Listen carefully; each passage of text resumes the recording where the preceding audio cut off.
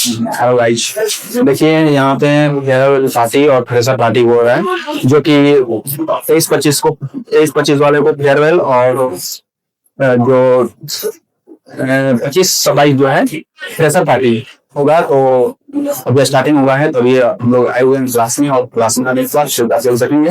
देखिए दर्शक लोग आए हुए हैं, मतलब फ्रेशर और दोनों लोग का, दोनों सेशन के लोग आए हुए हैं। पीछे बैक कैमरा उधर कीजिए, अगर कैमरा मैन कीजिए।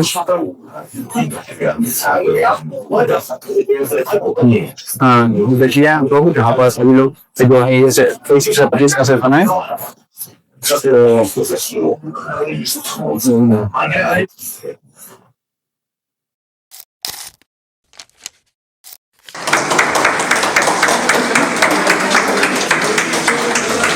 लेते आओ, फॉर्म ले लेना।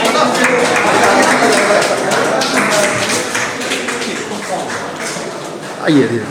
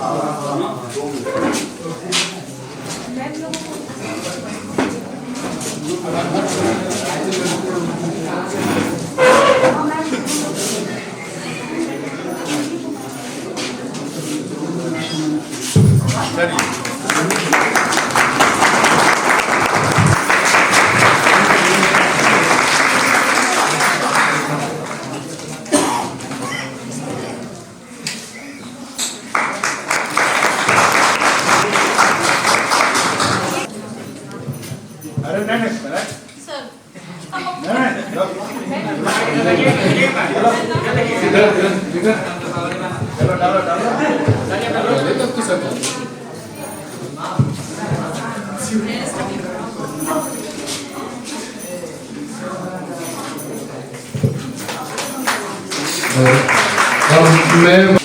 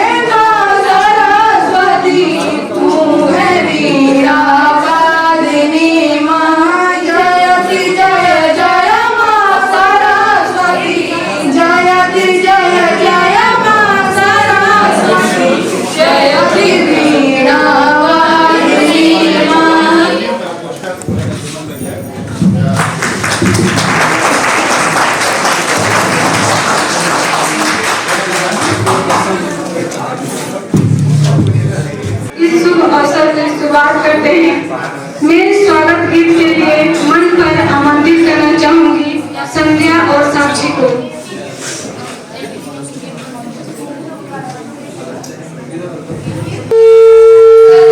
स्वागतम स्वागतम स्वागतम स्वागतम, कैसा पावन सुहावन समय आज है, आप आए अतिथियों की सरताज है। कैसा पावन सुहावन समय आज है, आप आए अतिथियों की सरताज है। देव की भांति पूजन करें आज हम, देव की भांति पूजन करें आज हम। स्वागतम स्वागतम स्वागतम स्वागतम, मन की बगिया से हमने कलियां चुने, श्रद्धा के फूल से हमने माला बुने। मन की बगिया से हमने कलियां चुने, श्रद्धा के फूल से हमने माला बुने। करते हैं मिलके अर्पित सुमन आज हम, करते हैं मिलके अर्पित सुमन आज हम। स्वागतम स्वागतम स्वागतम स्वागतम, मन की वीणा से गूंजती ध्वनि मंगलम, मन की वीणा से गूंजती ध्वनि मंगलम। स्वागतम स्वागतम स्वागतम स्वागतम।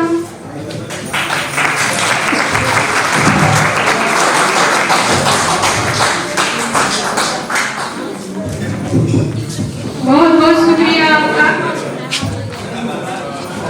सम्माननीय विभागाध्यक्ष महोदय, मंच पर ही आसीन मेरी प्रिय मित्र डॉक्टर फौजिया रहमान जी और मेरी प्रिय मित्र डॉक्टर ज्योति जी, आप सबकी अनुमति से मैं 2 या 3 बातें आप लोगों के सामने रखूंगा। हो सकता है कि थोड़ी सी लंबी हो जाए, उसके लिए मैं अभी से क्षमा मांग लेता हूं। श्री गणेशाय नमः, हर हर महादेव, बिस्मिल्लाहिर्रहमानिर्रहीम। शुरू करता हूं ईश्वर के नेक नाम से, शुरू करता हूं ईश्वर के शुभ नाम से, शुरू करता हूं अल्लाह के पाक नाम से जो रहीम भी है और करीम। ईश्वर के नाम से इसलिए शुरुआत की है कि जब पढ़ रहे थे तो मैंने किया भी था, जो लोग रहे होंगे उन्होंने सुना होगा। जब पहला दिन आया तो अंधकार और प्रकाश को अलग किया गया, जब दूसरा दिन आया तो जल बनाया गया, जब तीसरा दिन आया तो भूमि बनाई गई, यानी कि स्पेस क्रिएट किया गया इन 3 दिनों में। और बाकी के 3 दिन जो थे उस स्पेस को फिल किया गया, यानी कि चौथा दिन जब आया तो आकाश को तारों और सितारों से भरा गया। जब 5वां दिन आया तो उस समुद्र के लिए विभिन्न प्रकार के जीव बनाए गए। और जब छठा दिन आया तो जमीन पे चलने वाले जंतु बनाए गए। और उस जंतु के बनाने के बाद में आदम बनाए गए, हव्वा बनाई गई, या एडम बनाए गए, ईव बनाई गई, या कहा जाए मनु बनाए गए और श्रद्धा बनाई गई। और फिर आया 7वां दिन, और इस 7वें दिन कुछ नहीं किया ईश्वर ने, आराम किया, उत्सव मनाया। इतने अथक परिश्रम के बाद, इसलिए उत्सव मनाने का हक आप भी रखते हैं। जब आजमानों था तो आजमानों ने दिन भर शिकार खोजा, और शिकार खोजने के बाद जब शाम को उसने भरपेट खाया तो उस दिन सब इकट्ठा हुए और उसने उत्सव मनाया। आदिमानव के पश्चात रोमन एम्परर जब युद्ध लड़ता था तो युद्ध में जीता, सब लोग इकट्ठे हुए, उत्सव मनाया। और आप लोग किसान हैं, जब फसल कटी तो मकर संक्रांति बनाई, उत्सव मनाया। एक सिलसिला देखते जाइए कि अथक परिश्रम के बाद में आप इकट्ठे होकर के आपस में उत्सव मनाने की प्रवृत्ति रखते हैं, नियति रखते हैं, मनाना भी चाहिए। लेकिन अथक परिश्रम के बाद मुख्य बात यह है, बहुत डांट आप लोगों को पड़ चुकी है, मैंने आप लोगों को डांटने का इरादा छोड़ दिया है। जो भी बातें कही जाएंगी वो हंसते खेलते कर ली जाए, वो ज्यादा अच्छी है ना। तो हंसते खेलते थोड़ी सी गौरव फिक्र की बातें करते हैं। बस मेरे सामने 3 मुद्दे हैं। आप क्या थे, आप क्या हैं और आपको क्या होना चाहिए। इन 3 बिंदुओं पे ही मेरा सारा डिस्कशन है। आप क्या थे, इसके लिए मुझे हमेशा याद आता है कि जब मैं आपको भूगोल लिखने के लिए कहता था तो शायद ही आप में से अधिकांश लोग गलत ही लिखते थे, और अभी भी मैंने जो कॉपियां देखी हैं अधिकांश लोगों ने गलत ही लिखा है। तो इस संदर्भ में मुझे केवल एक कहानी याद आती है, थोड़ी सी हंसने वाली है, कि एक गुरुजी के पास में एक शिष्य गया कि हमें अपने शरण में ले लीजिए और उपदेश दे दीजिए। तो गुरु ने कहा ठीक है, आया करो। तो जब अगले दिन आया तो गुरुजी से उसने पूछा, गुरुजी हम क्या किया करें। तो गुरुजी ने कहा राम राम जपा करो। कहा नहीं नहीं, कुछ इससे ऊंचा बताइए। गुरुजी सोच में पड़ गया, कहा अच्छा रामचरितमानस पढ़ा करो। कहा नहीं नहीं, वो तो सब पढ़ता है, थोड़ा इससे ऊंचा बताइए। तो गुरुजी ने कहा गीता पढ़ा करो। कहा हाँ ये कुछ ठीक है। तो कहा कि गुरुजी पहला उपदेश दे दीजिए। तो गुरुजी ने शुरू किया कि सर्वोपनिषदा दुग्धा गोपाल नंदना, दुग्धा गोपाल नंदना। और गुरुजी अपना पढ़ते गए और वो आंख बंद करके सर हिलाते हुए झूमते हुए सुनता गया। 1 डेढ़ 2 घंटे बाद जब गुरुजी थक गए, कहा कुछ समझ में आया। कहा गुरुजी बड़ा आनंद आया, सब ऐसे लग रहा है कि अंदर उतर गया, बस एक बात नहीं समझ में आई। गुरुजी ने कहा क्या समझ में नहीं आया। कहा वो जो आपने बोला था सर्वो उपनिषदा गावो दुग्धा गोपाल नंदना, दुग्धा गोपाल नंदना की सभी उपनिषद गाय हैं और उनका दूध गोपाल नंदन यानी कृष्ण जी निकाल रहे हैं। ये दुग्धा गोपाल नंदना क्या है। दुग्धा, दो गधा कौन है ये जो आपने कहा दो, उसने गुरुजी ने कहा दुग्धा, उसने सुना 2 गधा। गुरुजी ने कहा 1 गधा तुम हो और 1 गधा मैं। तो बिल्कुल यही कैफियत होती है कि 1 गधे आप होते हैं और 1 गधे हम। और मन ये कहता है कि कहां आप फंसे। हकीकत है इस समय मैंने अपने आप से सारे कंट्रोल हटा दिए हैं और जो मौलिक अभिव्यक्ति है वही आपके सामने रख रहा हूं। मैम नहीं है, सदस्य मैम, लेकिन उनके यहाँ के एक शायर हुए हैं, थोड़े से हास्य कवि थे, रफीक शादानी। वो मुझे याद आ गए आज सुबह कि समझ गए हैं कैसे इंटर पास कियो, कहे 81 लिखे 18 उल्लू हो। तो ये जो चीज है ये वो है क्या थे आप। अब बात कर लेते हैं क्या हैं आप। इस विषय पे अमरीश जी उपस्थित नहीं है। हम लोग बहुत चिंतन करते हैं कि ये बच्चे क्या समझते हैं कि उनको क्या होना चाहिए और क्या है। ऐसा ही कोई एक बैच रहा होगा, आपकी तरीके से इम्तिहान दे रहा था, एक्सटर्नल का पेपर था, हम और अमरीश जी ड्यूटी में थे और उसका मोबाइल छीना हो गया, वो मुझसे उलझ गया और मुझे ये अंदाजा भी नहीं था कि वो मुझसे किस कदर उलझा और किस कदर मेरे लिए उसने खलिश पैदा करी अपने जहन में। और बाहर निकल करके वो मेरा नाम, मेरा पता, वो सब पता करके कोई प्लानिंग अपनी बता रहा होगा। तो उसमें पता लगा कि अमरीश जी बक्सर से हैं, तो उन्होंने उसको फोन किया अमरीश जी को। तो अमरीश जी ने उसको कहा कि देखो सोचना भी मत, जैसे उनको छुआ तो हमको छुआ, उनको छुआ तो हमको छुआ। ये एक किस्सा था जो कि 1 या 2 दिन में निपट गया, कोई वाकया नहीं बना। लेकिन वही बच्चा आज के दिन अमरीश जी बताते हैं बक्सर स्टेशन पे कभी मिल जाता है या कभी BHU हॉस्पिटल के सामने मिल जाता है तो लपक के पांव छूता है, कहता है गुरुजी बहुत बुरा काम करने से आपने बचा लिया।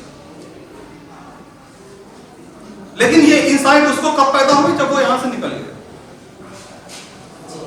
2 फेज मैंने कंप्लीट कर दिए हंसी हंसी में। आप क्या थे, आप क्या हैं और आप क्या होना चाहिए। क्या होना चाहिए में 3 चीजें हैं।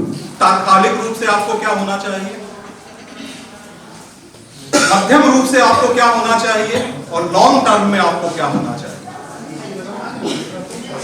तात्कालिक रूप में आपको क्या होना चाहिए, इसके लिए मैं ये कहूंगा कि आप जो भी करें पूरे मन से करें, जो भी करें, खेलना है पूरे मन से खेलिए, पढ़ना है पूरे मन से करिए। ये नहीं कि कुछ इश्क किया, कुछ काम किया। एक काम इश्क के आरे आता रहा और इश्क के से काम उलझता रहा और तंग आके आखिर में हमने दोनों को अधूरा छोड़ दिया। इसी को पूरा करना, कहीं पे 100% दे दीजिए, सिर्फ इतना। और ये सोच करके दे दीजिए कि आने वाली नस्लें नहीं तो आपको किस तरीके से याद करेंगे, आपका क्या इमेज रह जाएगा। दूसरी चीज है कि मीडियम हमारे गोल क्या होने चाहिए।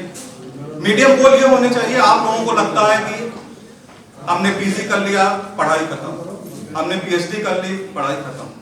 ना पीजी से पढ़ाई खत्म होती है, ना पीएचडी से पढ़ाई खत्म होती है। इन दोनों जगह से मुझे लगता है पढ़ाई शुरू होती है। एक गुलाम अली खान साहब थे, स्टेज पे शो करने के लिए गए, वहां पे बहुत सारे और कलाबंद आए हुए थे। गुलाम अली खान साहब वैसे ही जैसे आपके डुमराव के बिस्मिल्लाह था। तो उन्होंने पूछा कि भाई आप कौन सा राग बताएंगे। कहा कि ये इतने रागों में माहिर हैं, ये इतने रागों में माहिर हैं, ये इतने रागों में माहिर हैं। गुलाम अली खान साहब हैरान देखते रहे। फिर उन्होंने कहा कि अच्छा हम चलते हैं यहाँ से, यहाँ पे तो सब बहुत कलाबंद लोग बैठे हुए हैं। कहा नहीं, आपसे बड़ा कौन है। कहा कि भाई आज तक मैं एक राग की एक बंदिश को पूरी तौर पे नहीं सीख पाया हूं, यहाँ पे तो कई राग के उस्ताद बैठे हुए हैं। डेप्थ में जब आप जाएंगे तो आप पाएंगे कि आपने जो कुछ भी अर्जित किया है वो ज्ञान का एक कण भी नहीं है, एक कण भी नहीं है। इसलिए हमेशा अपने आप को सतत सीखने की प्रक्रिया में रखना। जिस समय आप समझ गए कि आपके पास में अल्टीमेट नॉलेज आ गया, उस दिन समझ लीजिए आप खत्म। तीसरी चीज, लॉन्ग टाइम गोल क्या है। मैंने शुरू किया था बाइबल से, शुरू किया था आदम से, शुरू किया था हव्वा से। अल्टीमेट गोल तो वही है। ये सब जितना भी है भौतिकवादी है कि उरूज़े आद में खाकी से अंजुम सहमे जाते हैं कि ये टूटा हुआ तारा महे कामिल ना बन जाए। कि जो आसमान से तारा टूटा था, जब आप पैराडाइज से बाहर आए थे, आप अशरफुल मखलूकात थे, आपको फरिश्तों ने सजदा किया था। आपकी अजमत तो वो है ना, आपको पाना तो अपनी उस अजमत को है ना कि विश्वामित्र की तपस्या की और विश्वामित्र की उस तपस्या से इंद्र इतना प्रभावित हुए कि उनकी तपस्या को तोड़ा, या विश्वामित्र ने अपने तप बल से किसी को स्वर्ग तक पहुंचा दिया। ये सब चीजें कहां लुप्त हो गई, सिर्फ कहानियां थी। मुझे तो कभी कहानियां नहीं लगती। तो लॉन्ग टाइम गोल्स क्या है कि उरूज़े आद में खाकी से अंजुम सहमे जाते हैं कि ये टूटा हुआ तारा, ये जो निकाला हुआ आदम है, कहीं फिर से आसमान पे ना पहुंच जाए और हम सितारों का सरताज यानी कि चौधरी का चांद या पूर्णमासी के चांद की तरीके से रोशन ना हो जाए। लेकिन इस काम में चुनौतियां क्या हैं? चुनौतियां हैं कि दाम हर मौज में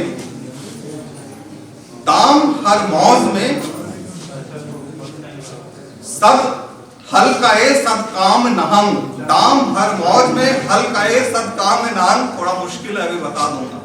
दाम हर मौज में हल्काए सद काम नहंग, देखते हैं क्या गुजरे हैं कतरे को गौहर होने का। दाम कहते हैं एक जाल को, मछली पकड़ने वाला जाल। उस जाल में देखा होगा कि बहुत छोटे छोटे छोटे छोटे छोटे छोटे घेरे बने हुए होते हैं। हल्का कहते हैं छोटे छोटे छोटे छोटे गोलों। सद नहंग कहते हैं मगरमच्छ। एक जाल है सागर में बिछा हुआ, सागर की हर रहलों में छिपा हुआ दुनिया का एक जाल है। और उस जाल की सिफत कैसी है कि उसमें गोले गोले हैं, और उन गोलों में क्या है, हजारों 100,000 मगरमच्छ मुंह खोले हुए हैं। उस दृश्य को केवल आप इमेजिन कीजिए। लहरें उठ रही हैं, हर लहर में जाल है और जाल के हर उस छेद में 100 मगरमच्छ मुंह खोले हुए हैं। और स्वाति की एक बूंद का मोती बनना मुकर्रर है।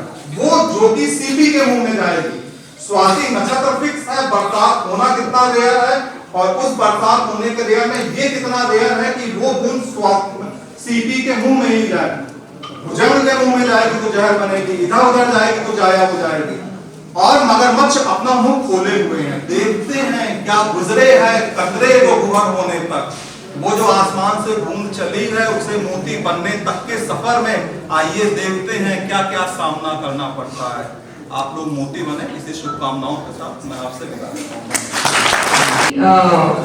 Very good wishes and thank you. बाबू से सब तस्वीर लेता है, उसे अपना पढ़ा होता है।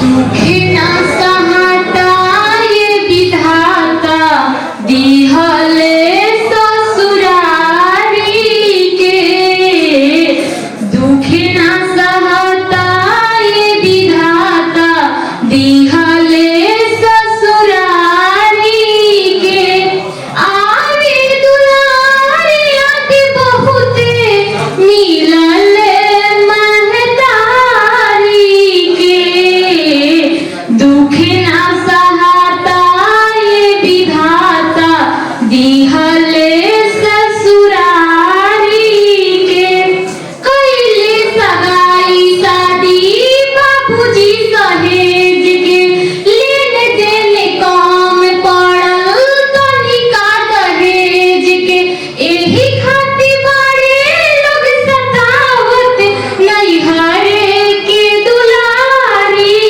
के, दुखिना सहता ये विधाता दिहले ससुरारी के, जेहि बाटे आपन आपन होई जाला दूर हो, सास नाही माई बापे होले ना ससुर हो, एही खातिर बड़े लोग सतावत नैहरे के दुलारी के, दुखिना सहता ये विधाता दिहले ससुरारी के, दुनिया में सब जबे बाटे रुपियावा तब काहे बेटी खात कहेली रोवेली नित्यम कहेली भूखा भारी के, दुखिना सहता ये विधाता दिहले ससुरारी के।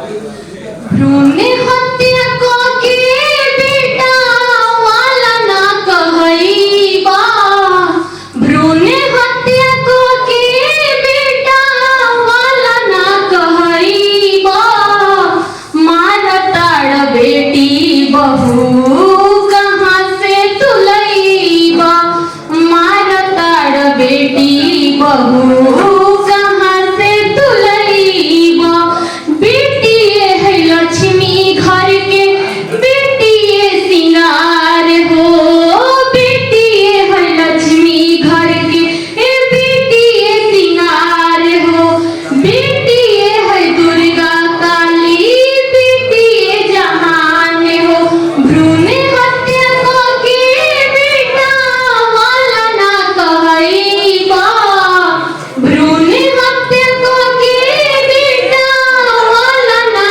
कहईबा, मारताड़ बेटी बहू कहाँ से तुलईबा, राखी के दीना सुना लागेला कलाई, राखी के दीना सुना लागेला कलाई, बहिने न रही कैसे राखी बन्हाई, बहिने न रही कैसे राखी बन्हाई, भ्रूण हत्या के बेटा वाला ना कहईबा, भ्रूण हत्या के बेटा वाला ना कहईबा, मारताड़ बेटी बहू